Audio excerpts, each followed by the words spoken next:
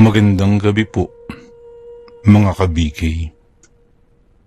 Welcome po sa ating Barangay Kapre. Ako po muli, si Boy Kapre. At isa na naman pong kwento na hango sa tunay na pangyayari ang ating ibabahagi. Simulan na natin. Isa akong call center agent. Panggabi ang trabaho. Kung kaya't kadiliman ng gabi ang laging nakikita ko. Simula pagpasok, paglabas ng pinagtatrabahuhan.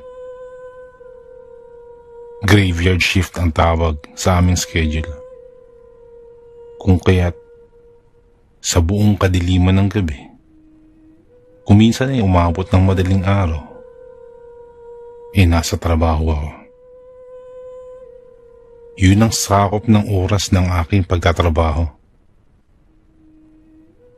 Dahil sa wala pang namamasada sa ganung oras, tinitiis kong lakarin ang kahabaan ng daan patungo sa inuupahan dito sa may Cebu. Mula sa main road, tatahakin ko ang pasikot-sikot na daan ng eskinita. Nagtataas ang puno naman sa paglabas ng eskinitang yan. Walang poste ng ilaw, kung kaya't ang ilaw na nagmumula sa aking telepono ang nagsisilbing gabay ko. Idagdag na lang din ang kaunting tulong ng liwanag ng buwan. Yan ay kapag sisilap ang buwan sa likuran ng mga ulap. Hindi ko rin maintindihan ang panahon yan. Laging maulap, pero hindi naman umuulan. Inilabas ko na ang telepono ko dahil nasa bukanan na ako ng dulo ng eskinita. Madilim talaga dun. At kung wala kang ilaw na gabay, paniguradong maliligaw ka ng landas. Normal naman ang paligid. Malamis lang din ang ihip ng hangin. Malinaw sa kabila ng kadiliman. Wala rin namang kriming nagaganap sa mismong lugar na ito. Maliban na lang sa tsismisan ng mga kapitbahay. Daig pa ang mga tagabalita sa pagsagap ng mga tsismis. Magandang gabi po, sabi ko sa nakasalubong ko. Hindi ko na naaninag pa ang mukha nito dahil nagmamadali na rin akong makauwi ng makapagpahinga na rin.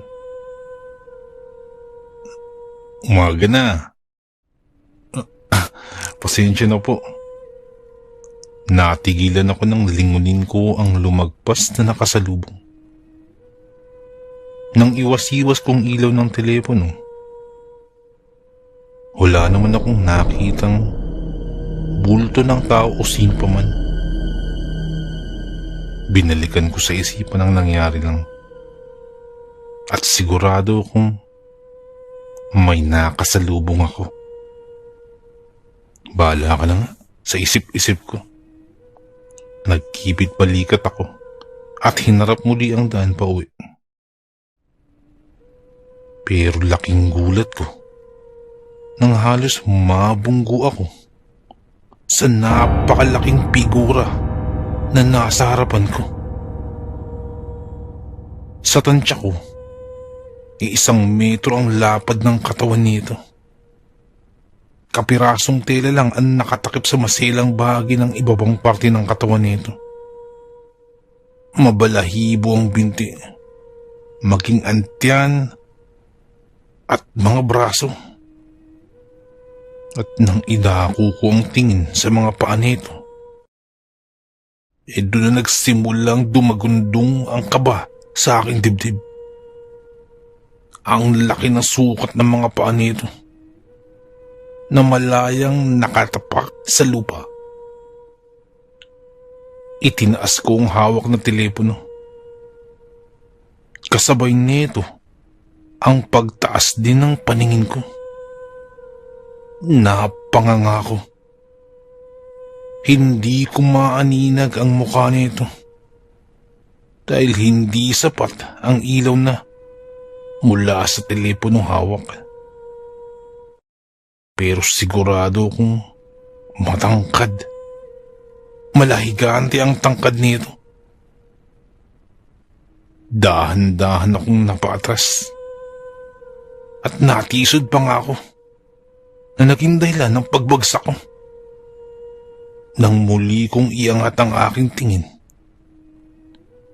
pawang kadiliman na lamang ang aking nakikita. Makailang ulit kong kinusot ang aking mata. Namamalikmata lang ba ako? Mahinang tanong ko sa aking sarili. Nagugulo ang napatayo ako at nagmamadaling nilisan ng lugar sa pamamagitan ng pagtakbo. Pagka-uwi, ay pinilit ko na lamang kalimutan ko nung nangyari. Hanggang sa nawaglit na lamang sa aking isipan ang pangyayaring yun. Dahil subsub na naman ako sa trabaho kinabukasan.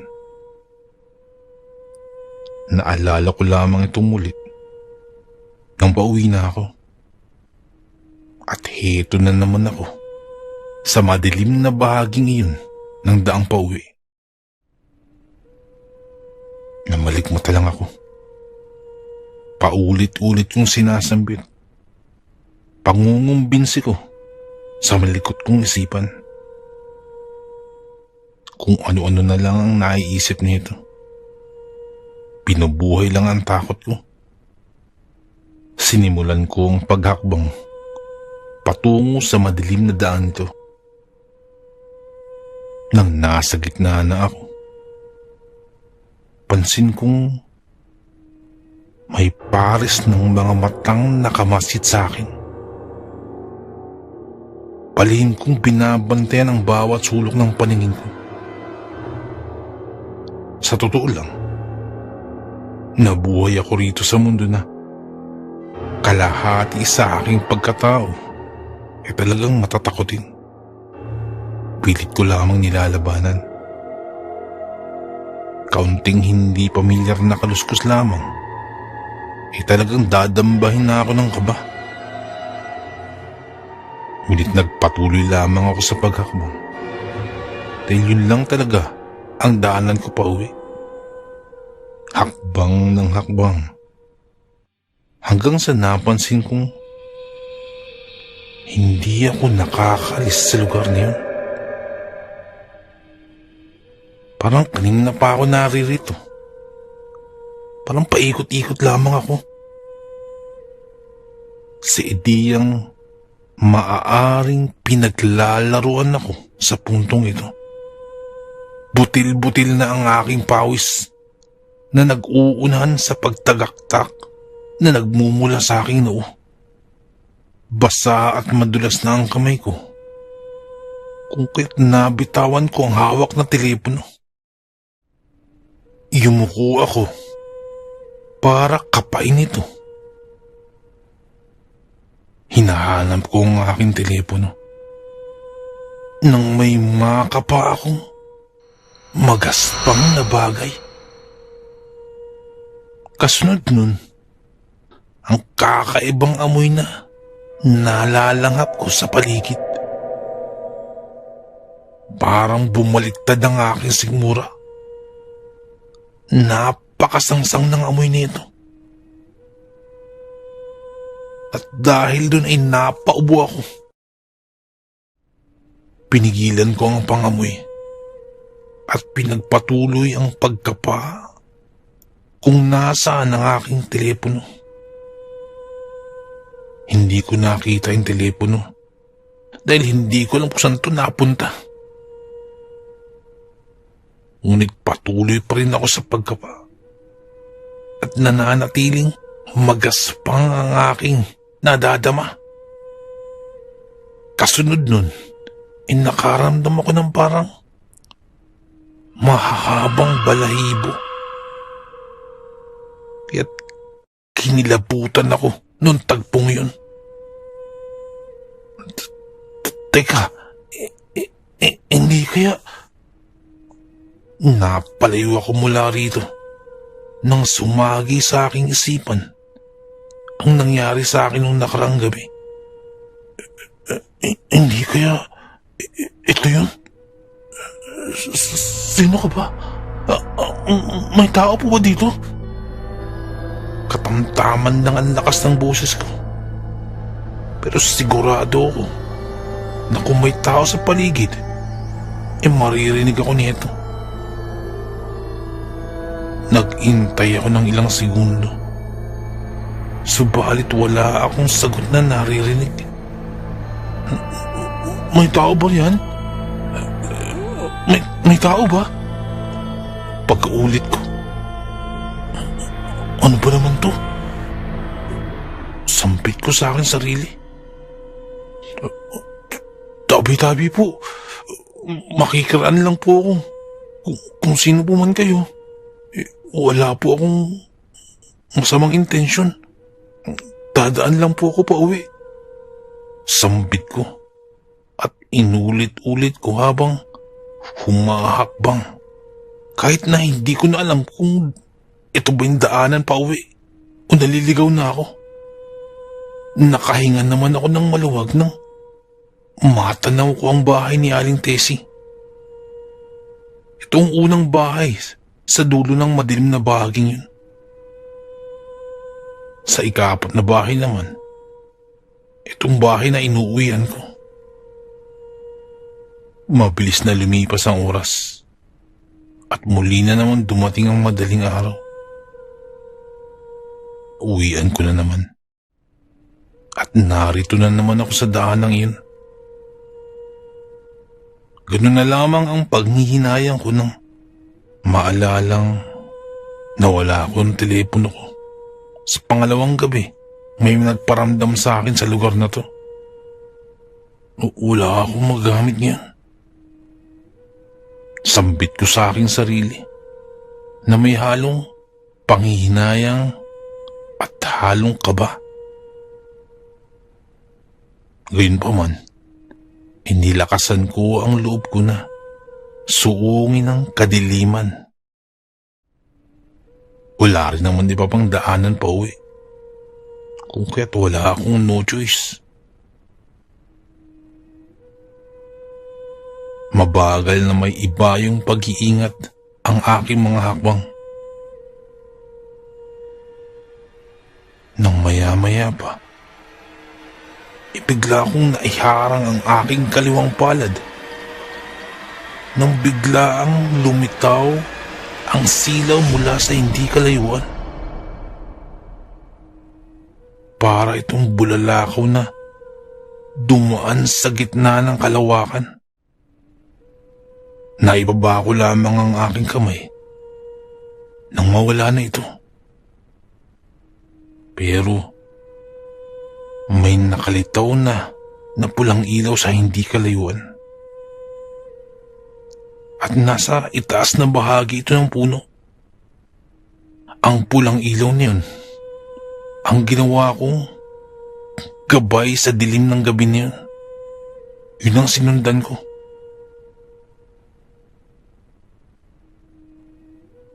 At dahil meron akong lugar na patutunguhan, mas binilasan ko ang aking hakbang. Dahil baka may tao sa bandang yun na maaaring makisabay ako patungo sa dulo na itong daan. Ngunit sa tansya ko, habang papalapit ako sa may pulang ilaw na yun, palayo naman ito ng palayo. Ano? Bakit parang hindi ko nararating yung pulang ilaw niyan? Nagsimulang manalaytay ang takot sa aking mga ugat. At dun ko nakapagtanto na baka may kung anong elemento na naman ang naglalaro sa akin. Tumigil ako at sinimulang kausapin ang hindi malamang presensya. O boss, baka pwedeng padaanin niyo po ako. Makikiraan lang po ako. Katulad po ng gabing napadaan ako rito. Kung sa tingin niyo ay gagambalain ko kayo, nagkakamali po kayo. Sambit ko habang inaalala ang salita ni tatay na lagi magpasintabi. Kapag daw sa tingin mo'y pinaglalaroan ka ng elemento, kausapin lang ito ng maayos at pakiusapan. May ilan naman doon na mabait at gusto lang makipaglaro. Pero kapag naman masamang elemento ang nakipaglaro sa'yo, mahirap nang makawala sa bitag nito. At yan ang ikinababahala ko. Makikiraan lang ako ha. Huwag niyo naman po akong takutin. Muli kong saad. Hindi pa nga ako nakakakbang nang may marinig ako na malalim na boses at parang dumadagundong na parang kulog. Napalunok ako na napaatras. Mula sa mataas na puno na yun, na sa tingin ko'y balete.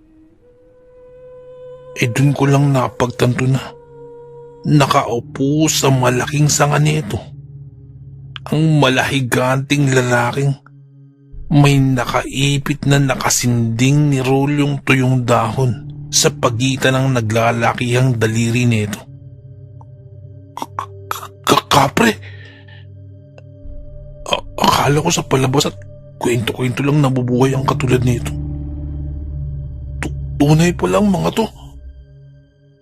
Nanginginig na napaatras ako. Para lang itong isang lalaking dinapuan ng matinding surais dahil sa mapupulang mga mata nito. Sige rin ito sa paghithit at panaybuga ng usok habang nakatitig lang sa akin. Ngunit sa kabila nun, iblaan ko naman ang ekspresyon ng mukha nito. Dadaan lang naman po ako. Makikiraan lang po. Saad ko pa. Muli itong bumughan ng usok at saka itinapon sa gawi ko ang upos ng sigarilyong hinihitit nito. Halos matumba ako sa pagbabalanse nang lumapat ang mga paa nito sa lupa at panandaliang gumalaw ang lupa dito. Sa tingin ko, nasa 8 talampakan ang taas nito. Ang laki ng tiyan na hindi pangkaraniwan ang laki. May kung anong dinampot ito. At sa isang iglap, parang naging sulo ito at dahan-dahang lumapit sa akin. Takot na takot ako habang papalapit ito at parang nanigas ako sa aking kinatatayuan. Maya-maya pa ay biglang nawala ang takot na nararamdaman ko. At parang ang sulo na yun ay iniabot niya sa akin. Lakad na. Sabi nito sa napakababang boses. Walang ano-ano Tinanggap ko ito. Para akong sementadong tao na hindi natinag sa tinatayuan. Yumuko ang higanting harap at bagya akong itinulak nito. gamit ang daliri niya.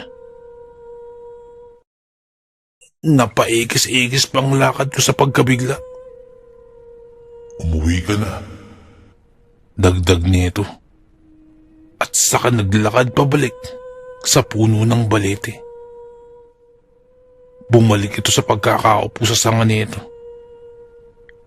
At muli ay ipinagpatuloy ang paghit-hit ng tabako. Ilang minuto pa akong napatulala. Hindi ko alam kung bakit ganoon ang nangyari. Hindi ba't ang mga katulad niya walang ibang ginawa kundi ang paglaruan ng kanilang biktima.